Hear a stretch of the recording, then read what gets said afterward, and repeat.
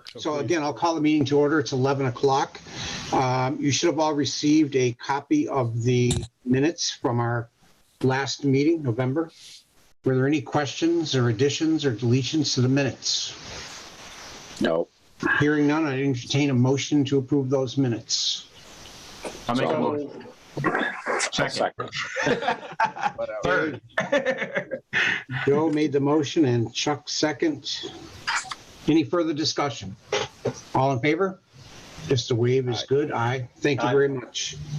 Public speak. Cindy, is there anyone else out there who's looking to speak to us? Let me double check one more time.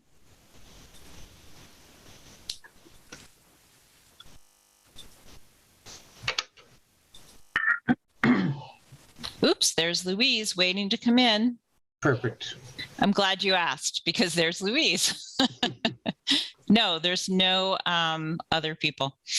Great. So I was waiting for Louise to jump. Louise, if you're there, I would just get you up to date on the minutes being approved. So the minutes were approved with a motion by Joe and a second by Chuck. And that's all we've done thus far. So we can move on to the financial report. Cindy? Okay. I think that what we discussed last time is that you have been sent periodically the reports from City Hall, and then the question is how much do we want to digest them? So I did send those just before the meeting, which is terribly rude. So what we'll do is just give you some highlights, and then you can look at those. If people have any questions, you can join my support group for learning municipal budgeting better. Okay, so the high points are that the way the budget cycle works is that the Elder Affairs grant, which is about $40,000 and very important to offering our activities, it pays for our program, activity coordinator, and a little bit of reception, and then all those instructors, not all of them, but many of them are on that grant. Those funds, that contract has not been executed yet. It has it has the calendar fiscal year. So in order to get the money, there's a survey that we have to do, and the funds would come in January. And what's important about this to our budget is that I'm paying for the activities we're doing, not the salary, but the instructors and supplies out of what we call our fitness revenue account, which contains donations that are and fees from both fitness memberships, other donations, and so on. So we're okay for now. But if we didn't have that fitness account, it would be extremely tight to get to January in terms of activities. None of our activities are funded through the city budget, just so that everybody understands that. And the activity coordinator 20-hour week position is not funded through the city budget. So that's that part, and I'll attend. There's a webinar to teach you how to do the reporting we need to do to Elder Affairs so that we can get those funds. The second thing to note about our budget is that it was recently we were recently awarded an earmark that I may have told you about last time. And so we received that. That's $30,000 for furniture and furnishings for either this site or a new site that we would move to. And so we won't make any purchases until we have more information about how best to spend those funds. And then I think you all know that we were given a used van by the PVTA. So our budget will temporarily, for only moments, see a claim payment for the accident on our new van that we had, because those funds have to go back to the Commonwealth through PVTA. Otherwise, and that hasn't been deposited yet in our accounts. So that's happening now. That won't be on, in fact, the earmark won't be on the documents you're seeing yet either. So you won't be seeing that insurance claim, the $30,000 earmark, or the $40,000 to come from Elder Affairs. So the Elder Affairs project line will look very low. Otherwise, things look pretty standard, I think, for how they would look at this time of year. Yeah, we're roughly halfway through the fiscal year. Mm-hmm. So, your line items, I guess, Cindy, should be at about 50% in a perfect world. Some may be lower, some may be higher, but. Right. And one last thing to note is that because my salary is lower and there was also a transition period where this seat was empty, I've identified that there are funds in my line item, and I'm approaching the point of having a meeting with all the parties so that we can talk about that. What I learned through personnel is that if we can't change the line item on those funds would go to free cash. But we are so understaffed that I have a proposal that at least temporarily, we increase our staffing in reception until such time as we can propose additional permanent staffing for the council. So because I've been spending a significant amount of time managing and operating reception. Yep. Okay, thank you. Are there any other questions about the financial report? And we will go ahead and vote on that. So could I entertain a motion to accept the financial report? Joe beat you this time. And Stan, so Joe motions and Stan seconds that. Any further discussion about the financial report? Hearing none, all in favor? Aye. Anyone opposed? Thank you very much. Highland Valley, Pat, I don't know if you guys are still in hiatus or. No, we met. We're talking about a lot of budget things and what's happening with COVID, just at different areas of the area. So nothing major. I mean, everything has changed over the last couple of weeks anyway, as far as COVID's concerned and how they're operating. And I'm sure I'll find out more when we meet again in a I think it's a couple weeks actually we meet. So nothing too exciting to add. Okay, great, thanks. Director's report. Cindy, I don't know if that brings you right into old business or you've got some other things first, but go for it. The only thing that's not in old business, and you already know me that I'm going to go right into old business, right, is that I've identified, I am identifying where we are short on staffing and then prioritizing from there. So as I said, even though we have senior tax work-off volunteers, if you want to call them that, for 3 afternoons a week. And then we have no reception, 1 afternoon a week, receptionist. Of course, we're operating reception. And that leaves 1 other day that's staffed by a volunteer who's not a senior tax work-off volunteer. So that's a priority. We also have a lot of operations work, administrative work to do that from reading my job description, you wouldn't be able to tell that I would do that, or maybe that someone else would do that. And it's kind of, there's a gap.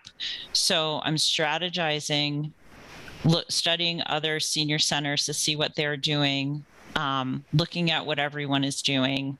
And I'll have a report for you, I hope in January, on what our current staffing looks like and what our needs are, so that you will have the background to know why I'm going to propose to the mayor that we hire or attempt to hire a full-time, not sure how many hours, administrative assistant. So that's one.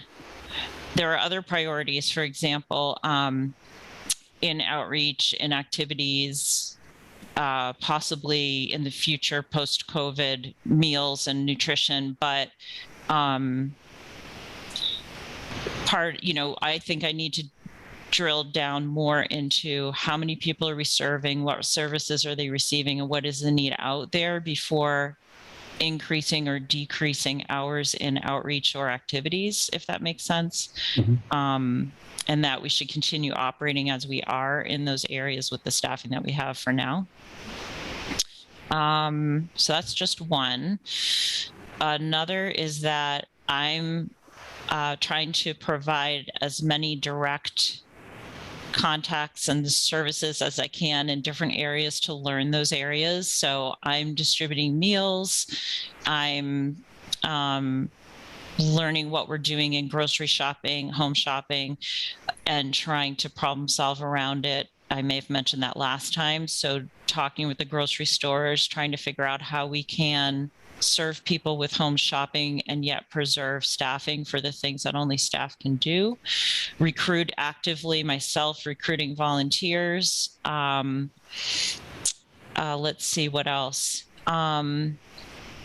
So really just working on every area of our operations at once to try to understand them and then figure out what needs either tweaking or support. Meeting a ton of people,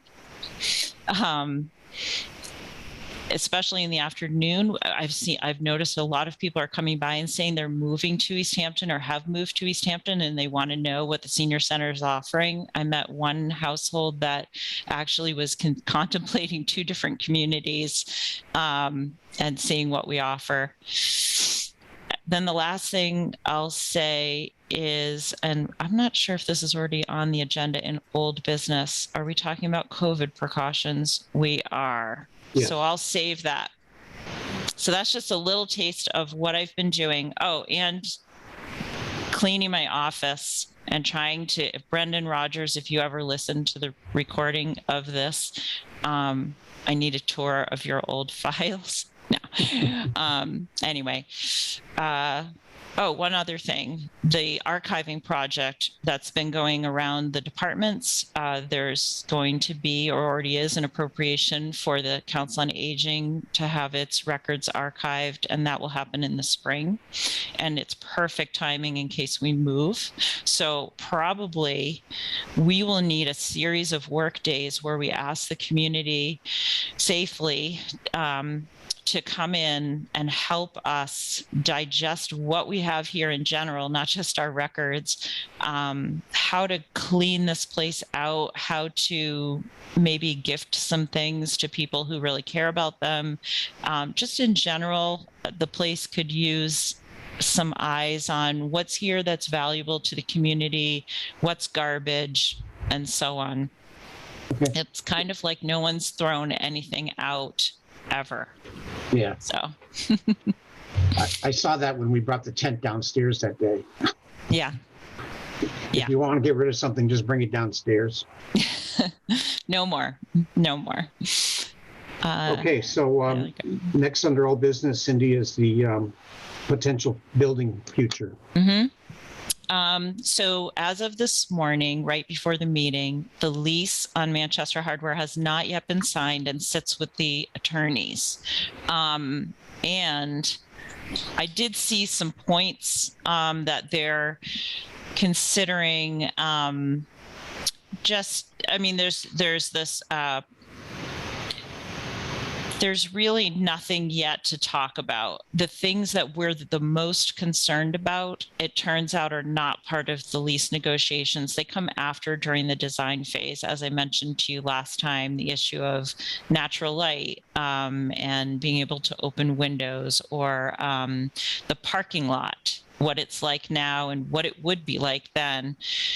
But I did send you, and you can look at your leisure, at the second variation of a feasibility drawing, not a construction drawing, not a true design drawing, but just a feasibility idea, justifying that the Council on Aging could fit its operations into 9,000 square feet instead of what was originally being looked at, which was, I think, 11 or 12,000 square feet. And so that's what the lease is being negotiated on, is 9,000 square feet. When you look at that on your computers, just remember that almost everything that you see is are choices that can be made. There's only a couple of things that are that have to remain in terms of load-bearing walls. So you can take a look at that. But that's all we have to report on right now. Other than that, I keep hearing that people are very interested in this, want to know more about it, didn't know anything about it. As far as I understand it, as soon as the lease is signed, there would be a press release, and that would be a great opportunity to inform the wider public. But we can already talk to people about this, tell them about it. I'm hearing a lot of comments that people were hoping that Council on Aging would move to one of the school buildings.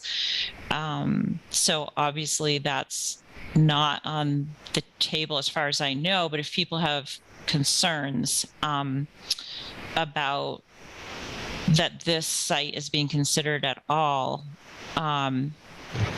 then, they can get in touch with the mayor's office. I mean, the part that I'm working on, hopefully, if the lease is signed, is being part of the building committee, inviting somebody from the board to be on the building committee, making sure the building committee is representative of various needs and interests of the residents, and then making sure that the building program, which is how we would use the space,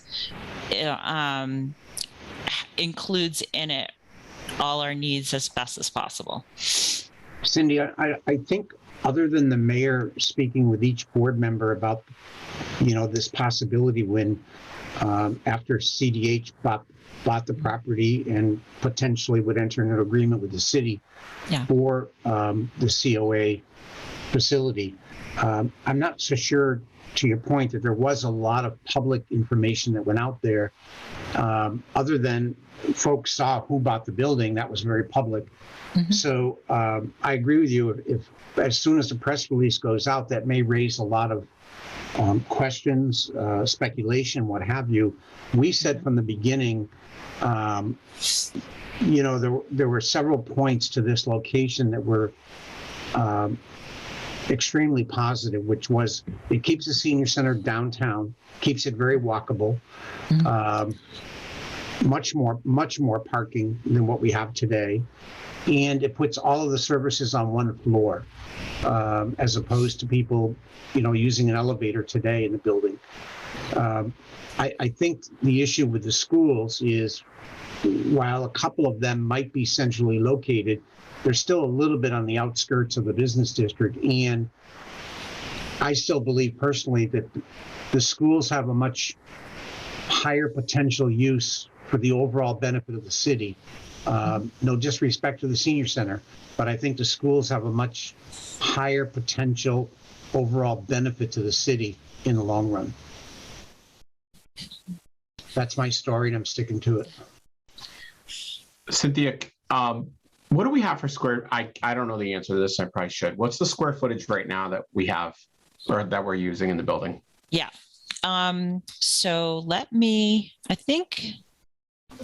So I've asked BJ Church to see if there are any either blueprints or plans from when the current building was changed over to a Council on Aging, and there are none available to me yet, but I do have the I think what this is what's like in your sort of registry of deeds. Yeah. And I'm just looking. Yeah. And I'm just looking now to see if I can find.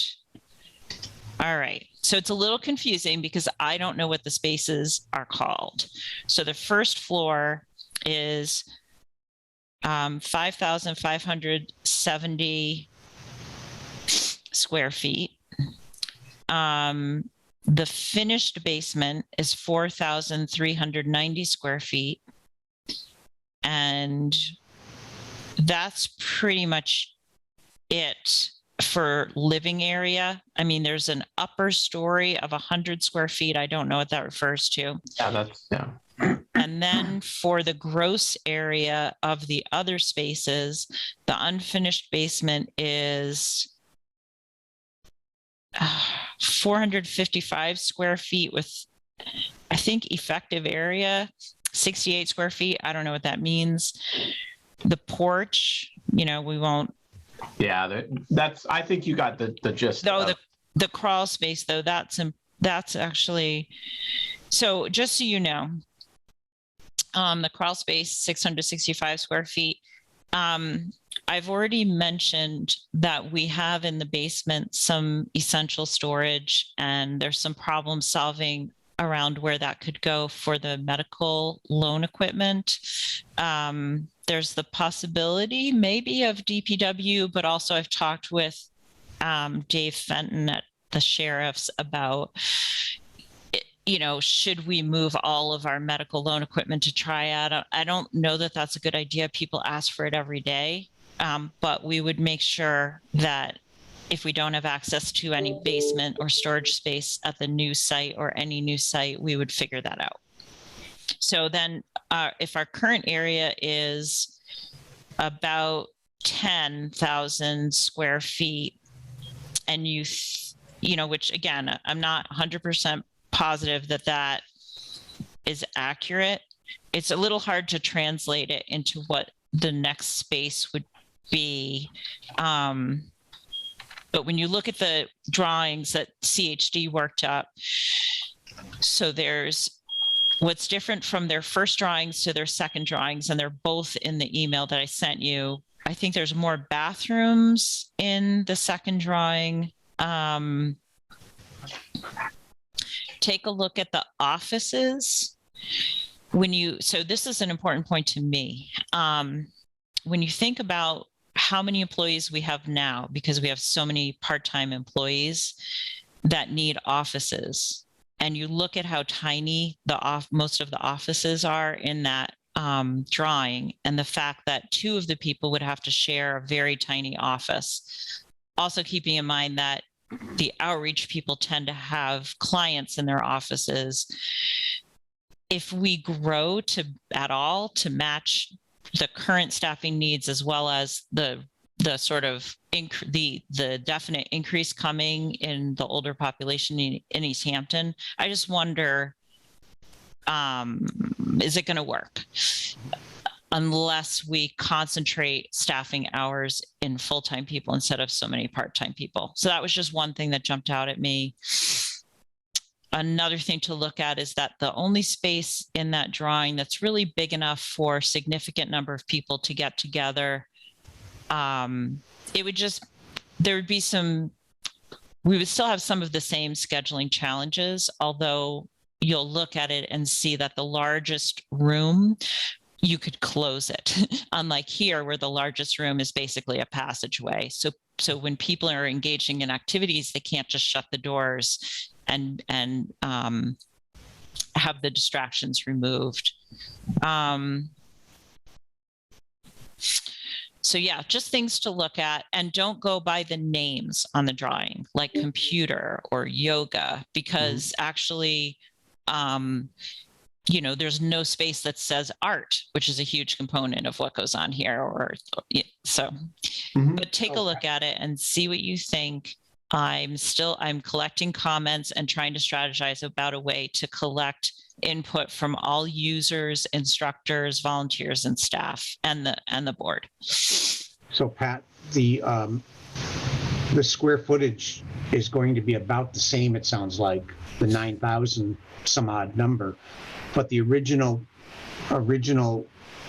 wish list, if you will, was hoping for 11,000 to do some of the things that Cindy's talking about, make the offices a little bit bigger, a little bit more user friendly.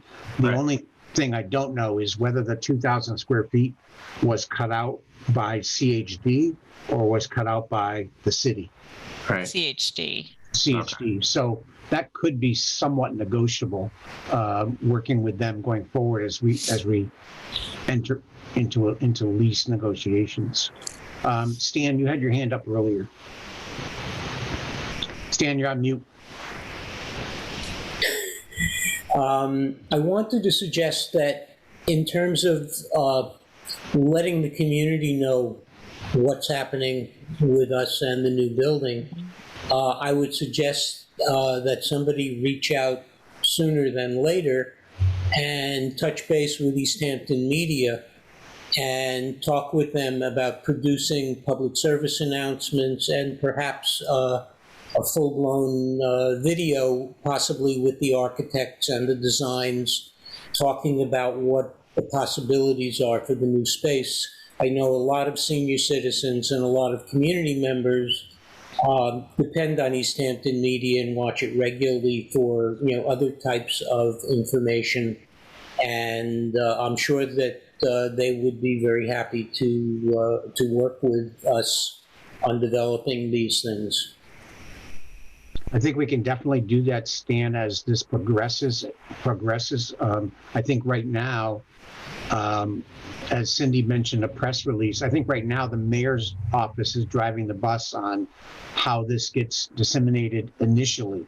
I totally agree with you. After that, Easthampton Media would be a good tool to introduce the whole concept and possibility of this to the public. Louise. Couple of things. First, I think people will react about not using the schools, and my understanding was that the amount of funds to bring them up to code and make them habitable and all that would probably put it out of reach. But my more relevant question here is a combination of, I love Easthampton Media, but I think we have to start realizing, as more seniors and more people who haven't always been in Easthampton move in, more and more people do not have TV, and using internet and other sources, both for this and for when we're asking about programming, lots of very good stuff goes on. But everybody I've met in the last 2 years, the few people I've managed to meet and become friends with of our age range, don't have TV. They're relying on the internet, and I just think I'd like to see us, and have not found past programming very helpful, which is not something we could, and I'd just like to start getting some awareness there and encourage this body to expand our public outreach. Stan? I would say that every program that Easthampton Media broadcasts on cable TV is also available on their YouTube channel, so anyone can get it. If we get out the word so that people know to go to the YouTube channel.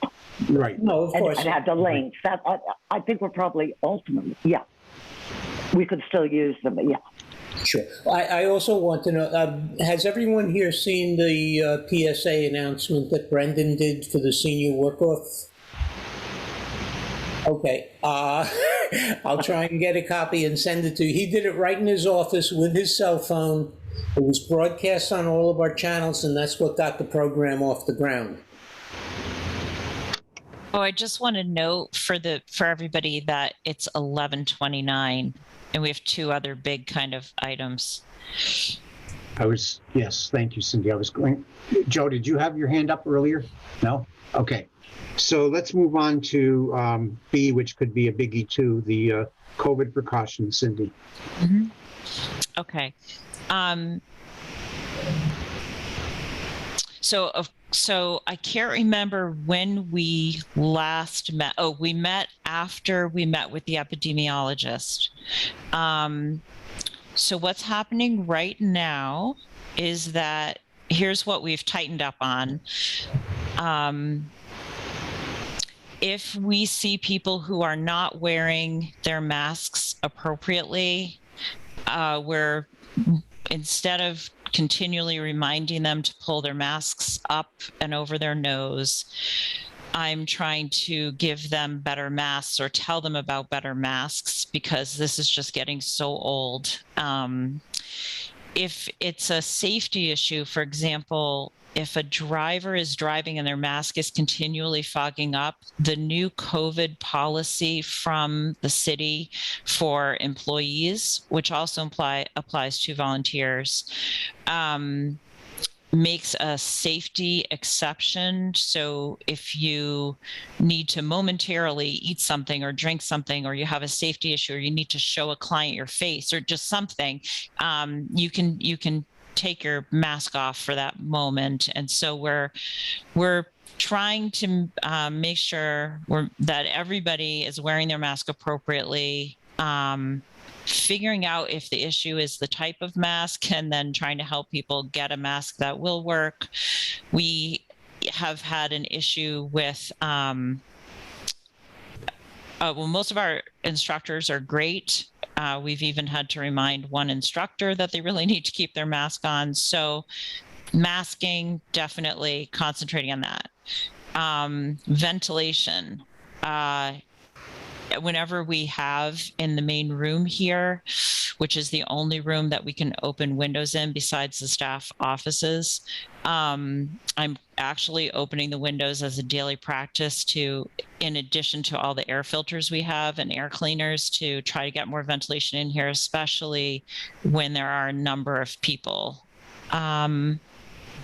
So far, the new participant maximums in each space that we've done, where we've kept the big space, is still at 25 people plus staff. Based on the epidemiologist's advice, we're not expanding that, but also based on her advice, our smaller rooms can take more people given the air filtering and cleaning that we have going on in them.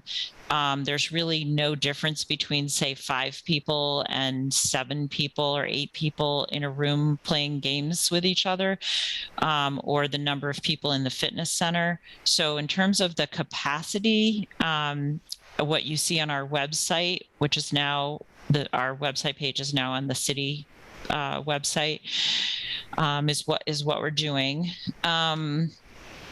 Vaccinations. The only vaccination policy that we have currently is that you need to be vaccinated to ride on the van with people from outside your household or who are not your caregiver. If you are unvaccinated, then you need to ride by yourself, obviously with the driver. And so in order to accomplish that, everybody has to show proof of their vaccination, either to us at the center or to the driver, or declare that they are unvaccinated. And then we have a list that does not have any health identifying information on it, so that we can keep track of who we've asked and who has yet to show their proof. That is a work in progress. So we hope that all of our regular riders, that we will have accumulated all of that information by the middle, I would say early January. Pretty much everybody's been great about that. And then the last piece I'll let you know, before I know you want to talk about vaccination requirement in the center or not, is that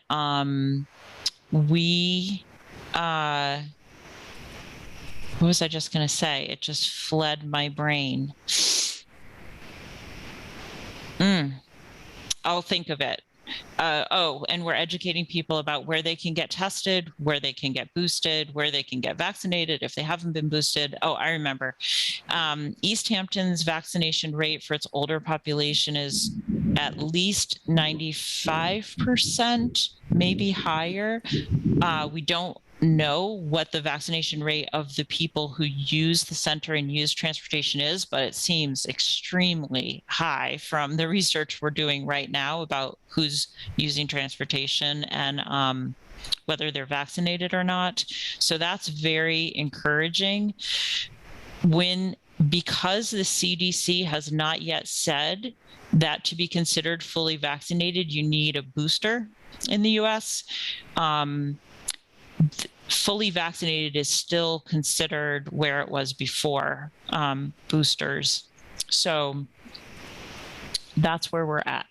Any questions about what I've said so far about precautions or just the reality of operating during COVID?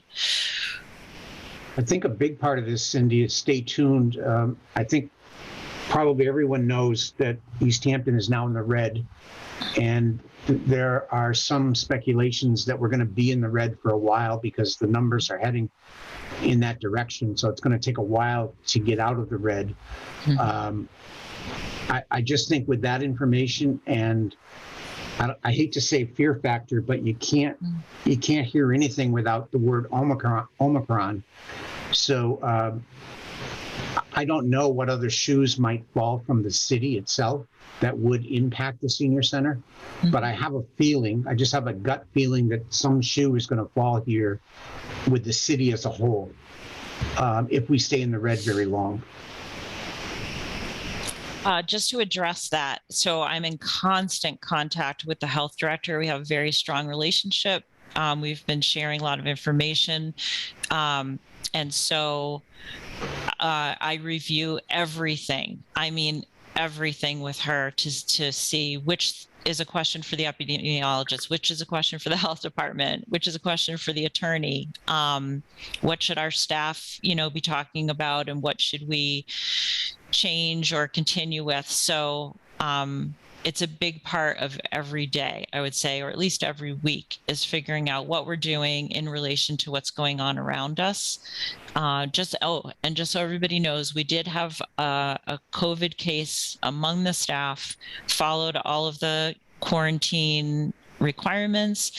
I learned that the city is not required anymore, as of maybe 5 weeks ago or so, if this is correct, to do contact tracing, and that it's really on the individual who has COVID to do that tracing. But as I told the health department, I did contact tracing for, so that took me a good 2 days, I would say, a good big part of each day, figuring out when we should be closed due to understaffing, who needed to know or who would want to know, doing some publicity about it, and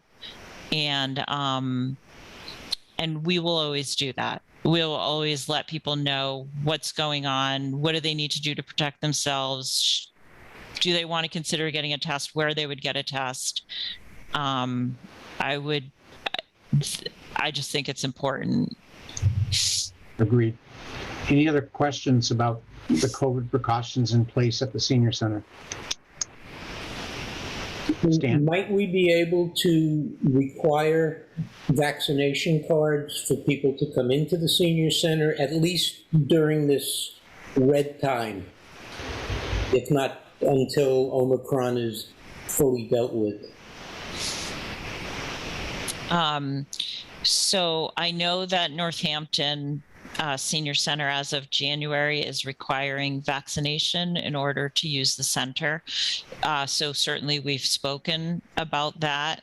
From what I understand, I think this would have to go to the Board of Health if the city of Easthampton wanted to consider any department requiring vaccination of its users.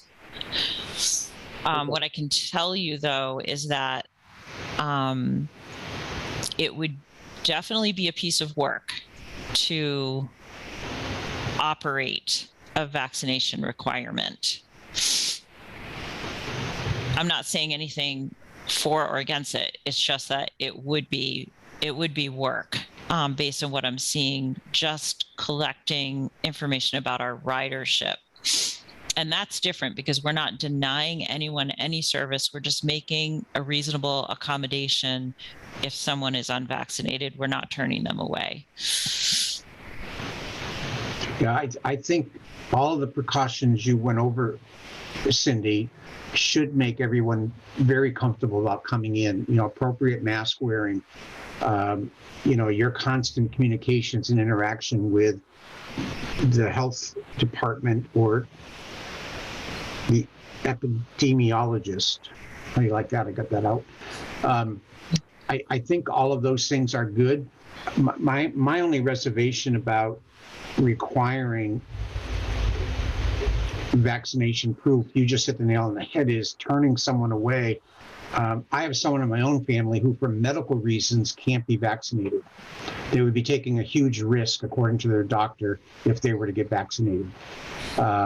So, I mean, that's one person out of a lot of people, but still, I'd hate to have that person be turned away at the door at the senior center.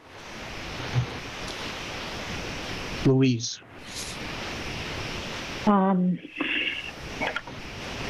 Okay, because I know we don't have time to, I sympathize. I don't want to open it up broadly, just to say that for one person, for me as a senior, the center is completely off bounds until there's a vax policy, until the masking is implemented, and Lord knows what to call it, enforced properly. And I'm probably not the only one. So, not saying we should change it. I think it's a very complicated and a very emotional issue, mostly trying to point out that there are seniors in this community to whom all services are out of bounds because there's from the other side. So it goes both ways. I don't know how we fix that gap. I just think we should be aware of it. Thank you. Just one other thought real quick is that, and maybe I'm oversimplifying this, I'm not a physician, I'm not in the medical field, but the person at risk, from what I've seen in my own family, again, the person at risk is the one who's not vaccinated. I have 3 members of my own family who have had breakthrough cases, been vaccinated, had the booster, had it all, and yet tested positive for COVID because of the work environment they're in. Was that infection brought to them by a vaccinated or unvaccinated person? Who knows? But right now they're saying 95% of the people in the hospital are unvaccinated. So I personally am not as worried about getting something from a vaccinated person as I am giving something to a vaccinated person, unvaccinated person, I should say. But I still think the overall protocols that Cindy referred to, personally, again, I'm only one person on this board. Personally, I think that's as far as we should go right now. That could change tomorrow. That could change the next day. But we're educating people as they come through the door about proper mask wearing. We're enforcing mask wearing. We're making sure people are vaccinated to ride the vans, making arrangements for folks who aren't vaccinated to ride the van. Personally, I don't think there's a lot more we could be doing right now, but again, that could change tomorrow. Just to say that there is another area that we could do a lot more in, which is increasing our virtual or remote programming. We don't have any right now. There is a grant that Northampton's Senior Services Department got from Highland Valley with federal Title III funds called My Virtual Seniors or Virtual Senior Center. We apparently, when Brendan was here, said that we would participate. It's a very small amount of money with no money for staffing. It's and the concept is that, and I don't have all the details. I haven't been to a meeting yet, and I've just seen some notes that Northampton Media and the Senior Center would partner to offer remote programming that all of the members of the Virtual Senior Center grant region could access, and the other members would create programming and share it with the others. I would say, are behind on this in two ways. One, our activity coordinator, who is the logical person to participate in this along with the other town's program and activity coordinators, is very part-time and is maxed out. Technologically, we're behind because we aren't set up for hybrid programming or even to in-house easily record what we're doing. So I have a meeting set up with Easthampton Media in January with the new director, which is just a get to know you meeting. There's no agenda for that yet, but when I learn more about this grant and what it could possibly do for us as COVID balloons, I think that it's very timely. The problem is just we have a lot to do. So how are we going to create a virtual senior center and implement it? Seems like a priority, but it definitely is competing with other priorities. Agreed. Stan? As someone who was on the board of directors of Easthampton Media for the past 5 or 6 years, I would be happy to work with you on implementing this. I mean, we just upgraded all of the equipment in 50 Payson to brand new equipment for virtual meetings. And my guess is that the equipment we took out of there is still perfectly functional. And we could potentially set up the current senior center for virtual meetings and hybrid meetings without any equipment expense. And as a city agency, we could run it remotely from the studio over in Eastworks, like we do run it remotely for 50 Payson, and could get you set up and functional in that area. I would also suggest that if you had someone who was interested in doing this, they could become a member of Easthampton Media and get access to training, equipment, editing capabilities, the whole variety of things which would be helpful to this initiative and may not require a whole lot of time or expense to get set up. Yeah. Just one thing to note, I did review this, the basics of it with our activity coordinator, and she pointed out we're not talking about meetings.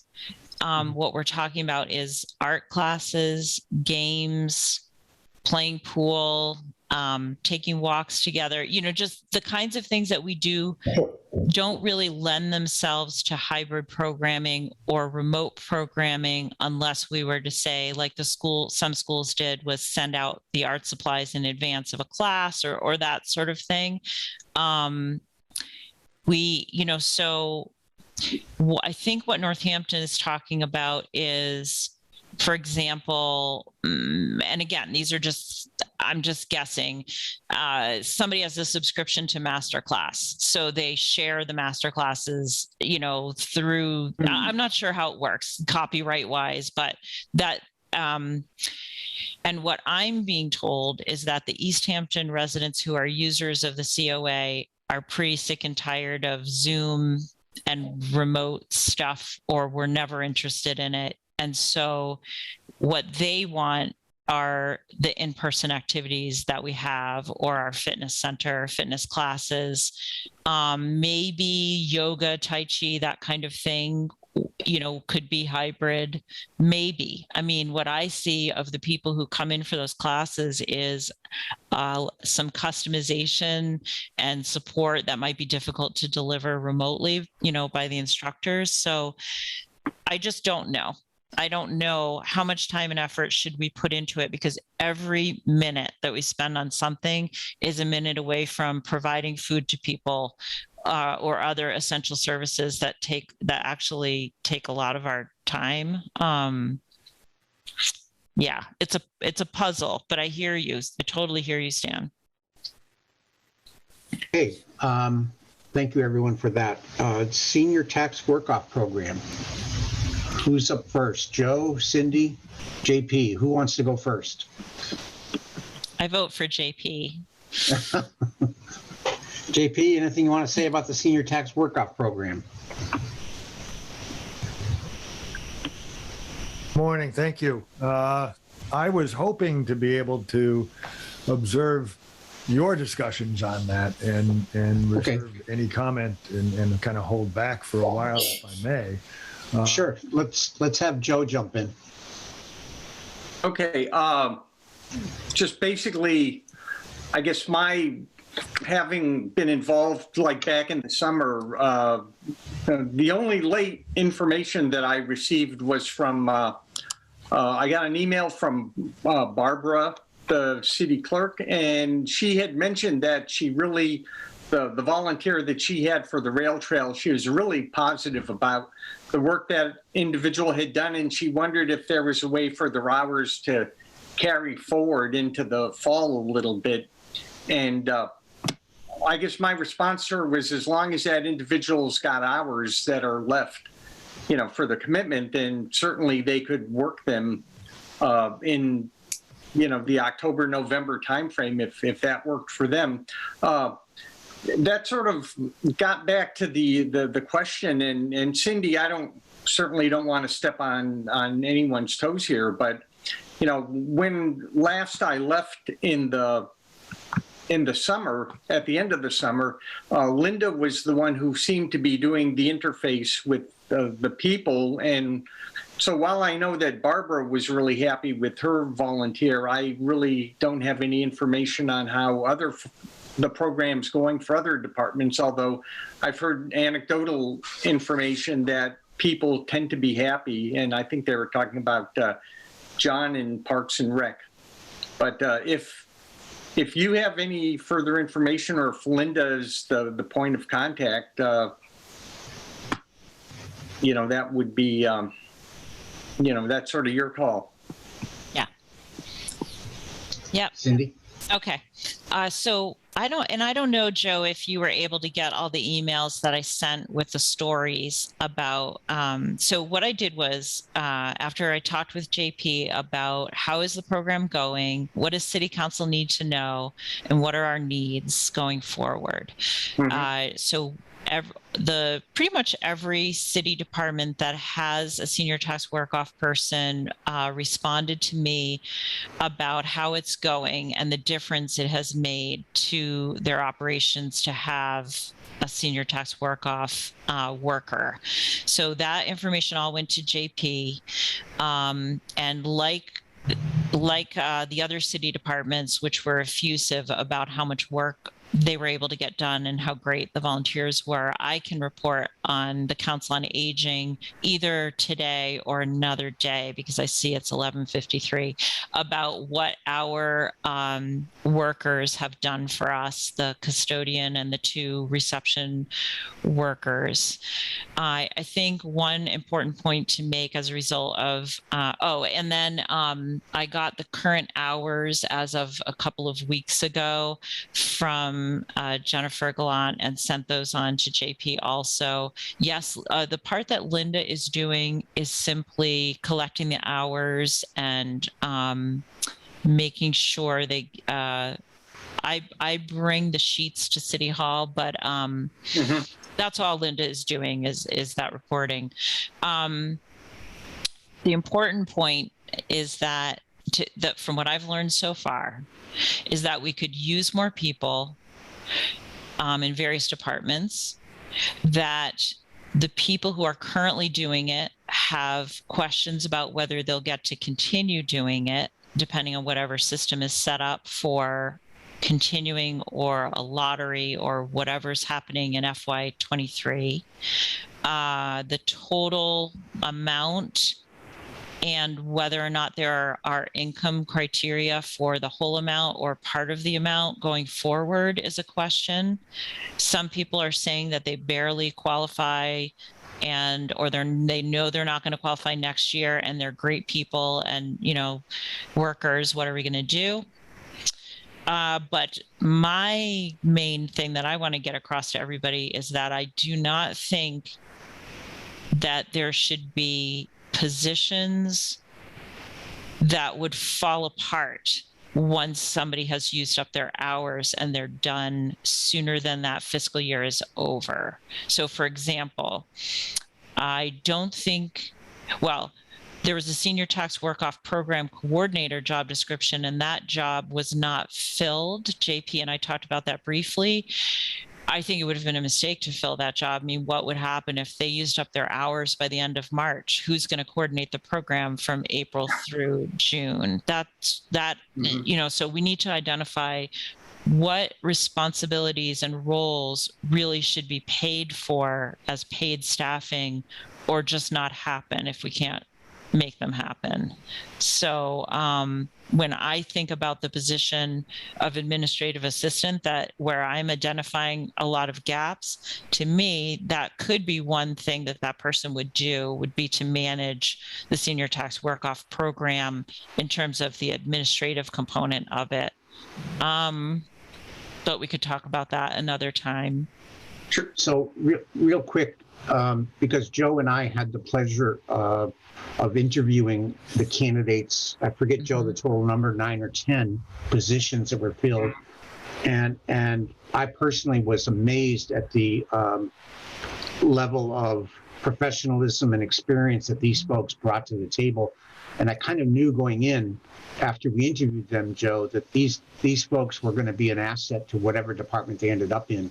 And while I'm hearing from Cindy, and we heard from Park and Rec and from Barbara, I'm guessing that all 9 or 10 of them would have the same story from the department head, that it has the benefit of having these seniors working for them.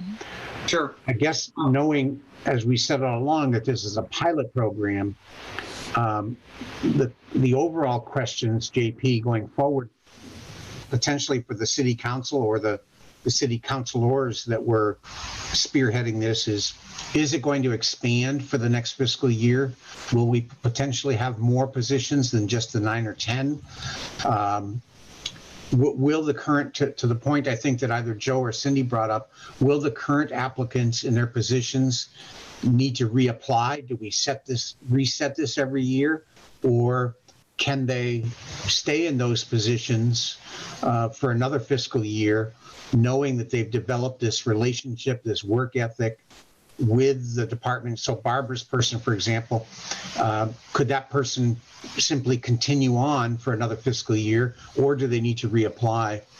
I firmly believe these stories, if you will, continue to evolve, that more and more department heads are going to be looking for a person as they hear about the success of these other departments getting stuff done that they wouldn't have normally gotten done. So I think the bigger question as we approach July 1st is, will the program be able to expand beyond the 9 or 10 we have now?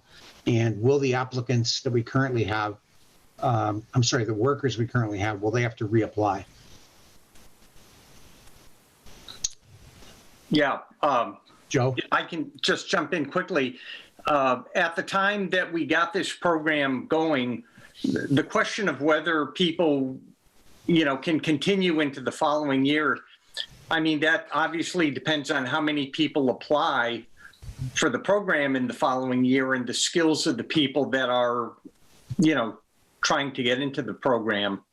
So, I mean, but I think at least this first year, our concern was to get the program up and running for this first year. That was the immediate concern. And as far as what happens after that, we were going to just sort of take a wait and see approach.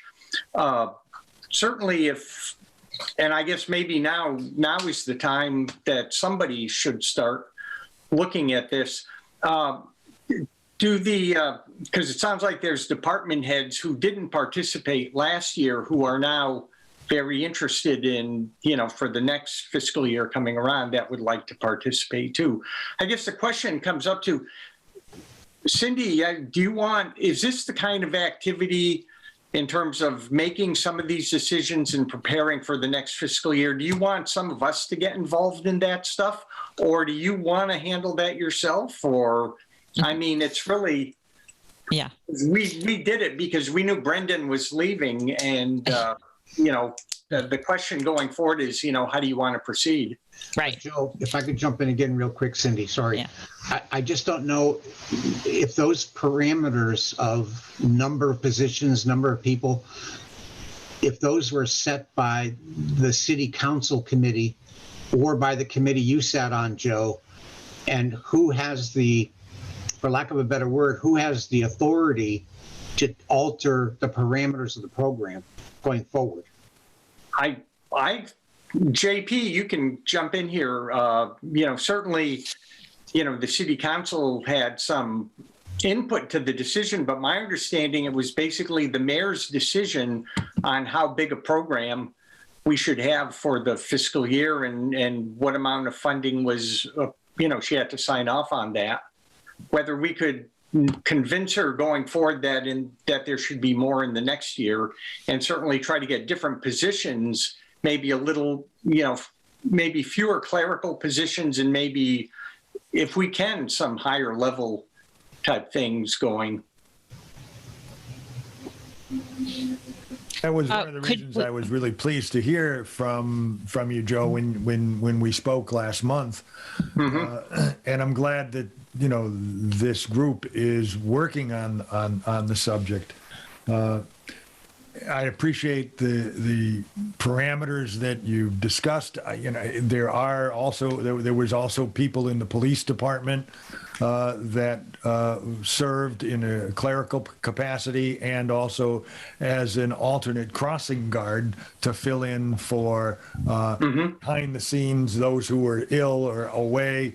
And that person has been very flexible and very well trained and a great addition to keeping afloat what's already available to the city. So I think there's great potential to expand the program given the need and not a lot of clarity as to who wants to take the ball and run with it.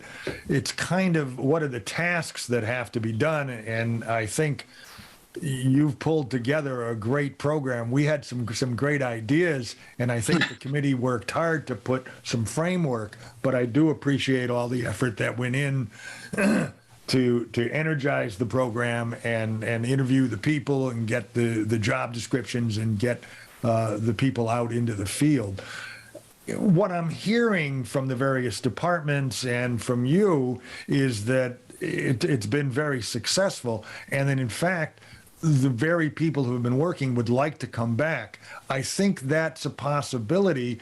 But then I think if we expand the program a bit, what it'll take is to get some of this information out to the public to create. I haven't seen a lot of stories about the program, but I think that's kind of something that you can be looking at. And then the public gets a chance to see and hear what I think Cindy has heard and what you have individually heard from various departments, what I've gathered in my research. I think we can do more. I think if we put our heads together, that maybe you guys can come up with some of I think you've identified the questions that are really important. Will the program be able to expand? We had envisioned a small program, as you know, for the first year, and I think it could very well be time to consider an expansion. At least if it's the mayor would be amenable. Let's say that we would have twice as many positions available. They may not be filled. It's not something that's a requirement. It's something that would call for availability. What I'm hearing in some regard is that the hours may not be enough, but that's programmatic. We're limited to $1,500 per year. And we decided that we would want to go forward with using all of the $1,500 per individual. And I think we've gotten 8 positions out there that have been actually filled currently. So there may be some additional funds available, but I'm not privy to those details. And that maybe someone might be able to coordinate the nitty-gritty of this toward the end of the April through July period of this year, and then maybe to continue to get the ball, the program off the ground, July through September. That may be a good use of some of the additional funds that are currently, I think, available. So I think there's lots to do. I'm really excited to hear that you guys have been working on pulling this together. I'm thrilled that 3 of the positions are at the senior center. So I'm available anytime to continue any of these discussions. I will be having some conversations with the mayor and with other staff people in the city to be sure that we can pull this together for next year and perhaps expand. I'm kind of thinking, the $30,000 level and doubling the positions for availability, as I've mentioned. I'm kind of thinking that we should restrict the first $15,000 at a minimum to those who meet the current income thresholds, and we maintain at least that many, but open it up to other possibilities, those who may be close to the threshold, or those who may, if we can hook them and get them to do some of their high dollar positions, whether they be engineers, specialists in particular fields that the city may need, they may start and say, yeah, geez, okay, I'll take this $1,500 and go with it, and I'll volunteer some additional time. So I think that could be beneficial. I'd hate to see anyone excluded because they didn't quite qualify or they had special needs, special skills. Joe? Just a couple of things about that. Where to begin here? I think one of the things about the financial, the dollar cutoff for participation in the program, the number that is used to determine that is an index number, which goes up every year. So it's not like, we've set some $50,000 figure and we have to live with that year after year after year. Certainly we can index the figure or use an indexed figure, which automatically bumps that up every year. In terms of the, I'm with you on getting more professional type people. And I think professional people realize that if they wanted a job, they could probably still have stayed in the job as opposed to retired. And so certainly they would recognize that as a city trying to do this, that we can't pay the going rate for, let's say, civil engineers or mechanical engineers, or even, high-level IT folks. But certainly, the fact that they could come in and do some amount of work, it's sort of like being a Peace Corps volunteer. You don't get paid a lot, but you can contribute to whatever level you're comfortable contributing. So, and we can, I think if we wanted to continue using the committee approach that we used, this past year, we could pull together a committee of maybe 3 or 4 people and then, sort of look at what are the big decisions we have to make going forward. And also the other point you made about when we get some quick wins in the program, getting the word out to the community at large, said, hey, we've got this program and these are some of the great things people are doing.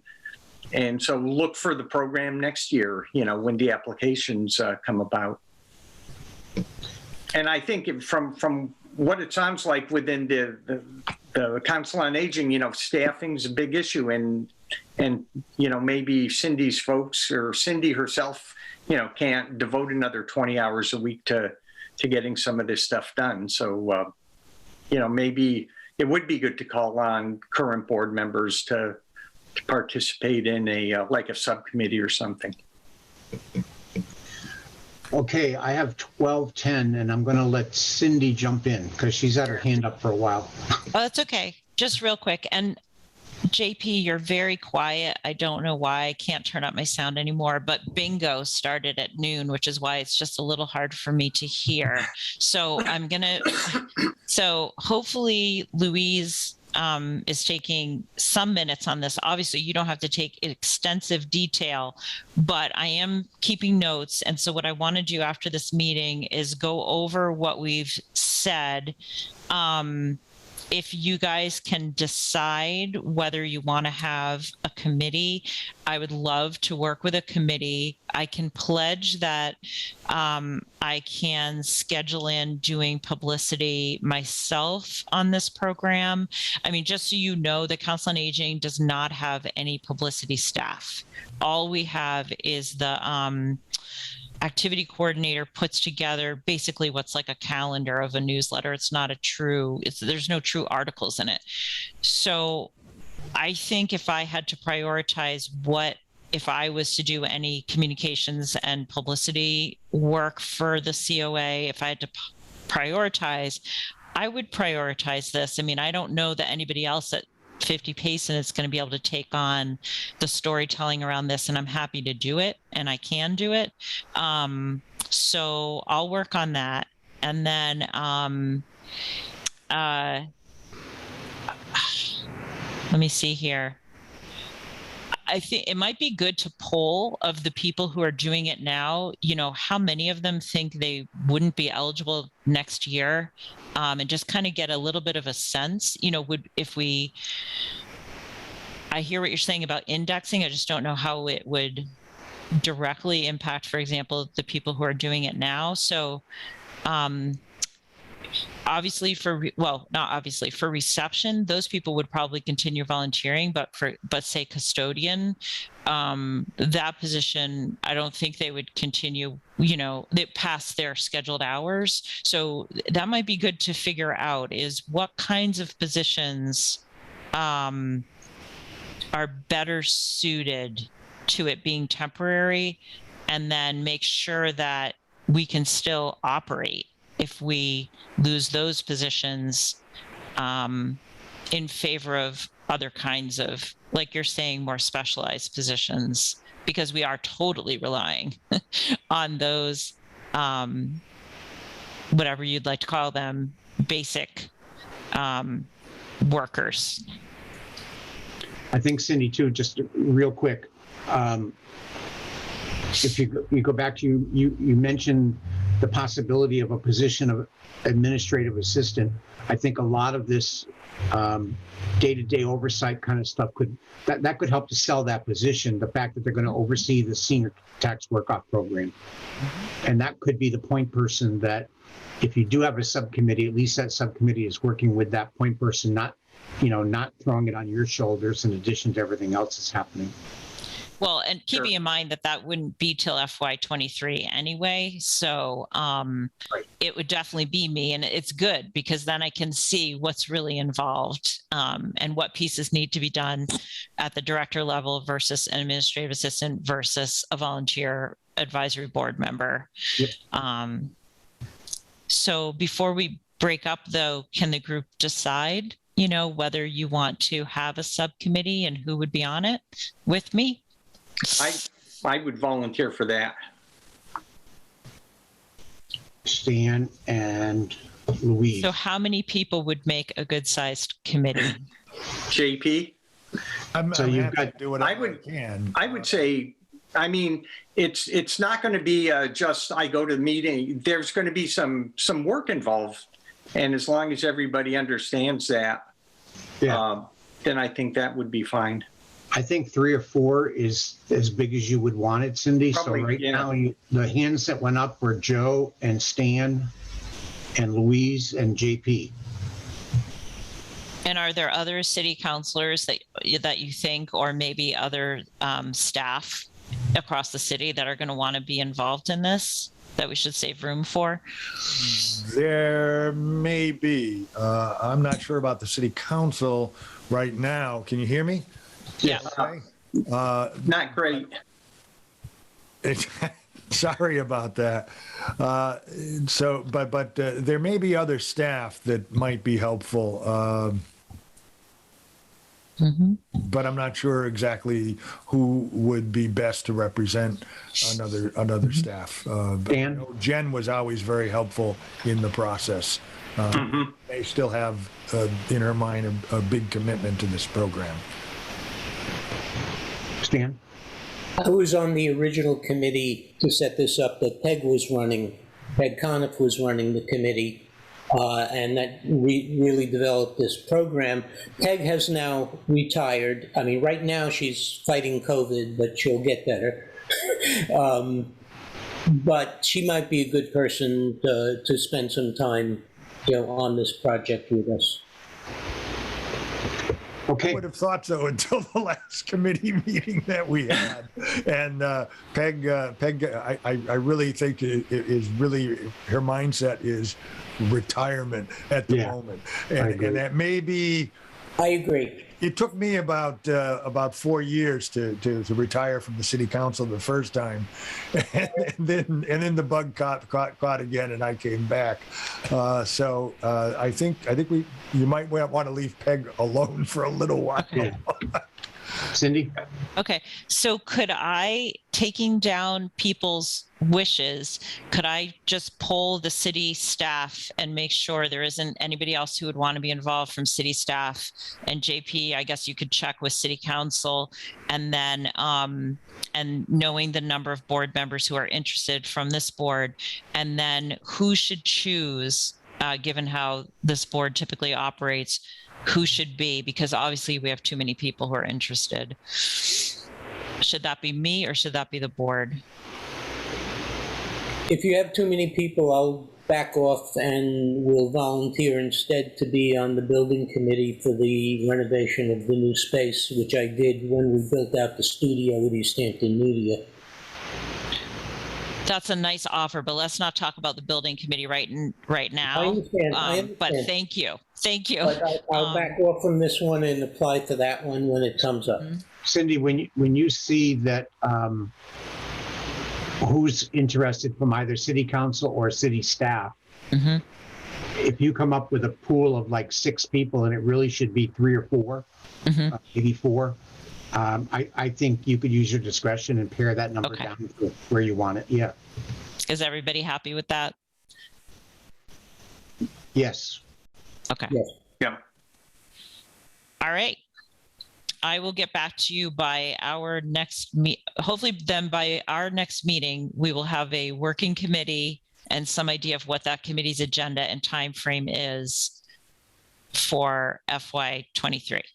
I think real quick, Cindy, my biggest question, having gone through this with Joe last summer, is where does the authority lie to make those changes we're talking about making? So expanding the group number where it is now, or having the current volunteers not have to reapply but could continue. If there's, where does that authority lie to make those programmatic changes?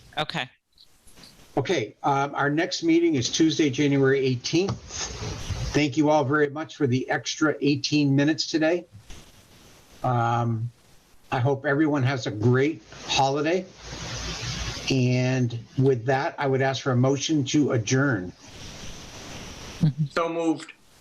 Joe has, and Stan beat you to the second. All in favor of adjourning? Aye. Aye. Thank you all very, very much. Thanks, Louise, for the minutes. Thank you. Have a great holiday, Hey, everybody. everyone. Thank you so very much. much. Everyone, Here you Bye. have a great holiday. Thanks for coming, JP.